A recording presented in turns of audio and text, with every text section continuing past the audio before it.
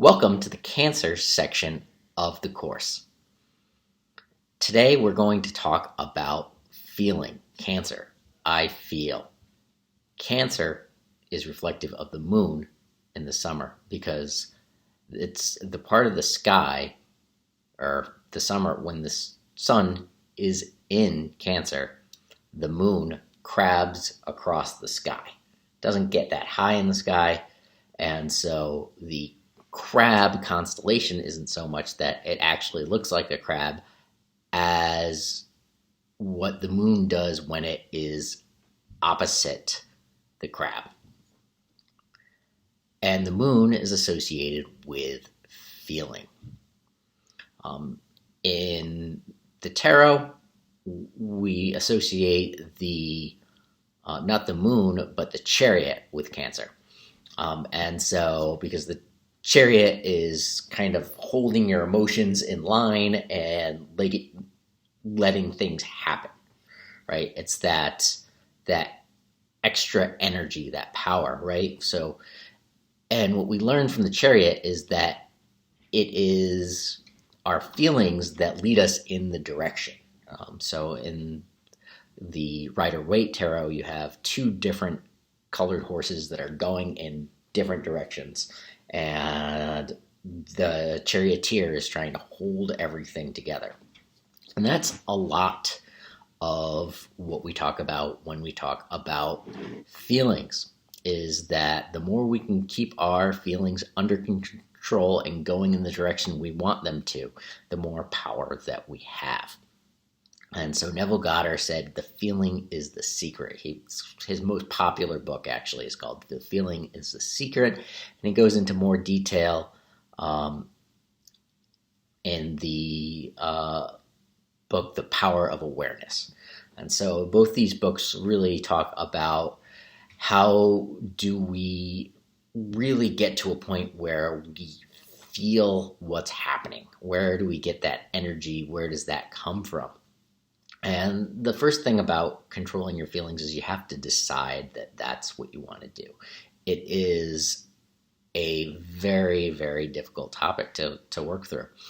We have so many different things that show up and happen, and what are we going to do to rein in these feelings and make them work for us instead of working against us, right? So we talked about Gemini thinking.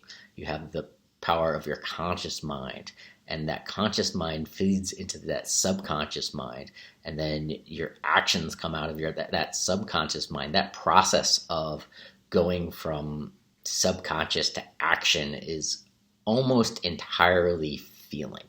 It is kind of like a heart level energy that really helps us create that occurrence, right? So if you're in a stand-up or in a meeting and something happens that frustrates you, sometimes you can't actually say what you want to say. You're dumbfounded and you're just, oh my God, a loss for words. And it's so important to be able to be like, all right, how do I articulate what I want?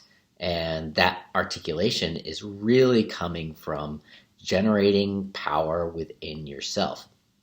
So as you feel something, you will automatically do it. You will kind of go through the process, right? So we're talking about knowing something and working through things and knowing what really drives us as people, what makes us grow as individuals, what brings us to that kind of next level.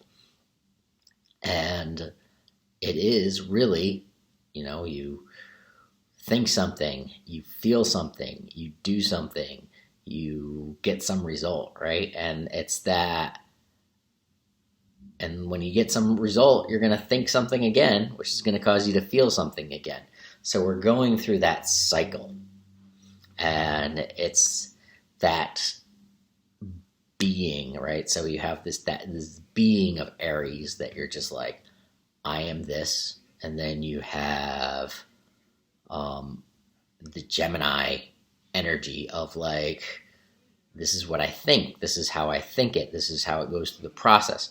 and we get to that Cancer, the I feel, I am.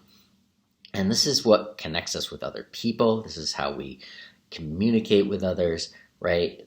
People don't feel so much what you're saying, but your energy when you're saying it. This is why we can go into a meeting, say everything we need to say, leave, and nobody has a clue what happened because we haven't communicated our energy, that je ne sais quoi, where we really connect with other people.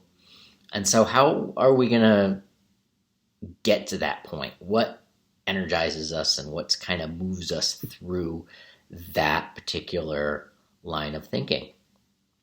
And what I've come to really understand it's our ability to focus, right? It's that meditation, that energy, that willpower that really helps us get to that level.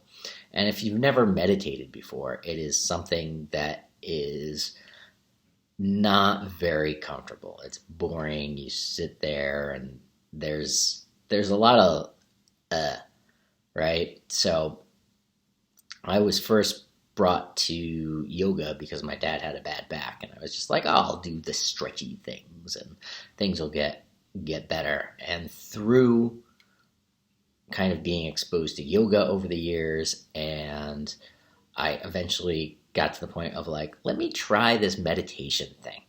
And that got me thinking back to when I was confirmed in the church. I was Episcopalian growing up, kind of like very similar to Catholicism, and go through a class for about a year, and then you say, yes, I agree with this religion, and then you kind of hop on board and kind of go through the process. And it's not so much, it's understanding the religion and being able to kind of move on from there. And so during that process, we did a meditation, and I didn't really think of it as a meditation. It was almost more visualization, and there's a distinct difference between visualization and meditation, right? So meditation is we're emptying our mind, and visualization is we're trying to manifest something out of the process. And I think there's a gray area in between. If you can find some really hardcore meditators that are just like, they're totally different, that are totally against guided meditation. I believe guided meditation is an awesome way to really start the meditation process, because it's getting used to the sensation of letting yourself go, of letting go of control of your thoughts and emotions, and just letting everything flow. And it's so important to let that energy kind of go through and come out of you and coalesce and create. And so what I have here, I've got a candle here, and I'm just going to bring this down. And so we're going to do a really simple meditation where we're just going to look at the candle for 3 minutes. And that's going to be it. We're going to, and you can do this with a dot on the wall. You can do this with anything that is kind of something that is in one spot and is energized and really is something you can focus on. And so what we're going to do is bring our eyes here, and we're just going to stare at it for 3 minutes, and then we're going to come back and really kind of reflect on the experience. And so I have a timer set for 3 minutes. It has escaped me because I did not run it. All right, here we go.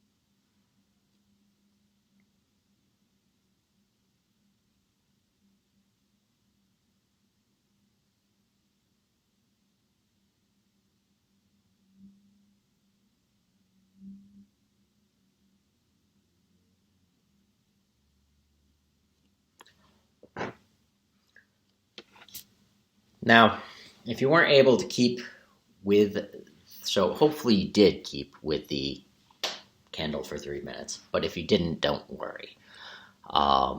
It is 3 minutes is a long time when you start doing this. Want to work out to about 20 minutes at some point, but it is something you do very, very gradually. So you want to be able to keep with the candle for 3 minutes, at least like once a day, every day for a week, and then maybe twice a day, every day for a week. And then you can move up to 5 minutes at a time. And so you want to take it as a very gradual process overall. And as you increase your ability to stay with the candle, you're going to increase your ability to stay with your feelings. And it is a process of really growing yourself and becoming more energized. And as you are able to stay with your feelings, you are then able to start making decisions and going in certain ways. So one of the processes for think, feel, act, and then results is after you feel something, you can catch the feeling. So it's called core, catch, own, release. So if there's something uncomfortable, you can say like, oh, I acknowledge that feeling and it sucks or whatever the situation is. Doesn't feel good. You can even do this for good feelings, but we're trying to feel good and trying to generate those good feelings. So if you have like a negative feeling, you catch the good feeling, then you own it and you say like, all right, I feel this way and how am I responsible for this feeling, right? So no matter how much you're not responsible for the feeling, right? No matter how much as like, whatever, your girlfriend came out of left field and is like, I'm moving away with Charlie and we're going to whatever the situation is. Your husband broke your heart, your child is doing drugs, like whatever the situation is, you catch that feeling and you say like, how do I feel about this, and why do I have that? And why do I have that feeling, and why am I responsible, right? I raised the kid, and I did my best, but it didn't work out, right? I didn't give my girlfriend or my husband enough attention.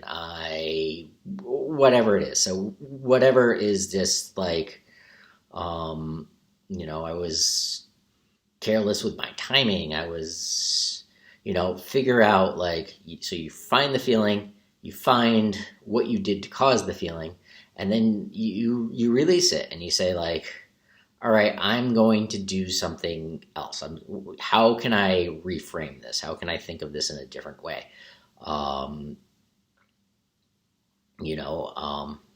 I have an opportunity to help my child out. I have an opportunity to reconnect with my spouse. I have an opportunity to start a new life. I have an opportunity to go for a walk and chill out, right? You don't have to solve the problem. You just need to be like, what's a better feeling than what I'm feeling now? And the power of being able to really like stare at a candle for 3 minutes is that it gives you that fortitude to be like, all right, I'm changing what I'm focusing on for 3 minutes, and I can do that. And if I can stare at a candle for 3 minutes, I can focus on gratitude for 3 minutes. I can focus on going for a walk instead of blowing up. I can focus on I could even like light up a candle and do it, or look at the top, right? It doesn't have to be amazing. And it's that impetus of control that it's allowing you to find. Now, when I started doing this, I got to a point where I would have so much that I was trying to control and change my feelings about and move around that I would essentially like become repressed and didn't want to talk to anybody. I had an accountability partner at the time. I'd call her up and like we would be yelling at each other on the phone. Like, you don't want to get to that. That's not like where you're looking to go for this. You're just looking to like make progress. And if you're like, oh, I did this, I made progress, it's good, and anybody's like, no, that's not good, you have to like, no, fuck you. No. Like you need to be able to really celebrate when you're able to do this, whether it's effective or not, right? Because the more that you stop, catch, own, and release that feeling, the more that you're able to be like, oh, that's not a good feeling in the moment, the better you're going to be in the long run, right? It's not winning the particular battle. It's taking steps towards winning the war. And it's going to take a lot of practice. And you're going to screw it up.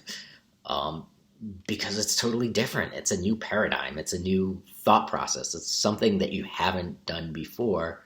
And now you're just like, oh, I can control my feelings. I don't have to feel that way. Like, what? Like little high school me was flipping out over everything. Like, oh my God, I'm the worst person in the world. Nobody's ever going to like me. Like, it's your responsibility to be a better person. It's your responsibility to have better feelings. But like, how do you do that? You just start working on it, and you keep working on it. And as you start to get these feelings, maybe you'll start to be like, maybe I'd feel better if I did something else, right? I was at a point with my job where like I was just getting frustrated at the job, frustrated at the job. And that thought of like, maybe if I didn't have the job, and and then your first reaction is just like, no, absolutely not gonna quit, not gonna, maybe I could look for another job, but like I don't really know what I want to do. And it'll fester for a while, but you'll start to, as you keep up with your journaling, as you start working on your gratitude, as you start starting to think, check your feelings, go through the process. As you brainstorm ideas every morning, as you start to go through these processes, you're going to grow and become a bigger and more amazing person, right?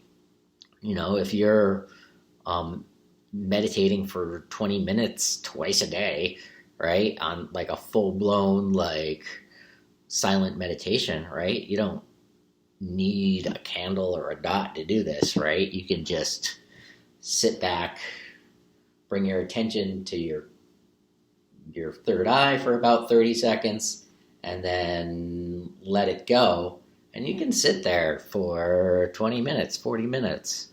But you got to build up to that. And and part of that is the sacrifice of the time and the thought processes that build you to that point, right? So, and like the big lesson that I took when I was learning meditation is that I can drop 20 minutes whenever to meditate, right? There has never been a time where anything has been so dire that I was like, I'm out of control, I need to meditate, and I haven't been able to drop 20 minutes and meditate, right? That's just, if you can't drop the 20 minutes to meditate or the 3 minutes, right? Start with 3. If you can't drop that initial time to meditate, if you can't remove yourself from the situation, if you're that invested, like, maybe something's wrong. Maybe you're a little too involved, right? Like, is there really any situation where that can't wait 3 minutes, right? If it's a life or death situation, you're already dealing with it to the best of your ability. But if you're just overwhelmed, right? 3 minutes isn't gonna end the world. It's gonna be no different in 3 minutes than it is now. And you can calm yourself in those 3 minutes. You can collect yourself, collect your thoughts. And that's going to be, learning how to do that is just going to really empower you.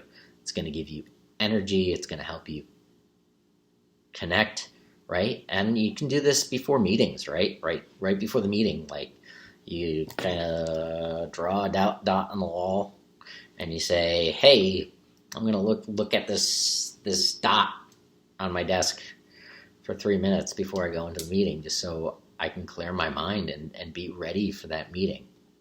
And I'm ready to listen, right? Because a lot of like, how do you listen to someone if you have noise going through your head, right? If you want to talk about this project you did and this code that you're working on and this other thing, like, how are you going to hear what Sally has to say about what she did? I mean, you're going to be thinking about what you want to say. Think about what's being said already and react to that. And you'll find as you react to what other people say, they are much more interested in talking about, like, what their plans and agendas are. And you don't even have to, like, get yourself in trouble. You just kind of listen to what they say. You take a deep breath, take it all in, you catch what they're saying, you own what they're saying. How do you affect that situation? And then you release it and you say, like, hey, this is my take on it, right? And you're responding and you're not reacting to what's happening. It's going to help you with kids if you have kids. It's going to help you with your boss. It's going to help you with your direct reports. This is something that is really going to grow you as a person.